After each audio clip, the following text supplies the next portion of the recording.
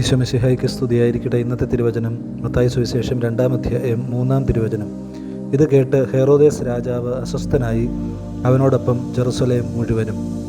പ്രിയമുള്ള സഹോദരങ്ങളെ, കർത്താവിൻ്റെ ജനനവാർത്ത അറിഞ്ഞപ്പോൾ ഹെറോദേസ് രാജാവ് അസ്വസ്ഥനായി എന്ന വചനം നമ്മുടെ മുമ്പാകെ ഓർമ്മിപ്പിക്കുകയാണ്.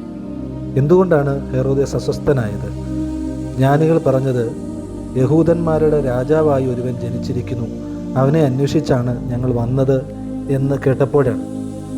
ഹെറോദേസ് തിരിച്ചറിയുകയാണ്, തൻ്റെ സിംഹാസനത്തിന് ഭീഷണിയായി, വെല്ലുവിളിയായി ഒരുവൻ ജനിച്ചിരിക്കുന്നു എന്നതാണ് അവനെ അസ്വസ്ഥതപ്പെടുത്തിയത്.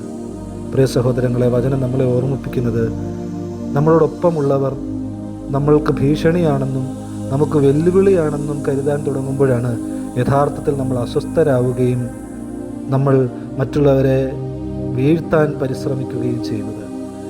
യഥാർത്ഥത്തിൽ നമ്മൾ തിരിച്ചറിയേണ്ട യാഥാർത്ഥ്യം, ഓരോരുത്തർക്കും തമ്പുരാൻ സവിശേഷമായ ഓരോ നിയോഗം നൽകിയിട്ടുണ്ട്. ഈ ഒരു ബോധ്യം നമ്മുടെ ജീവിതത്തിൽ നിറയ്ക്കുമ്പോൾ നമുക്ക് കൂടെയുള്ളവരെ സ്വീകരിക്കാൻ സാധിക്കും.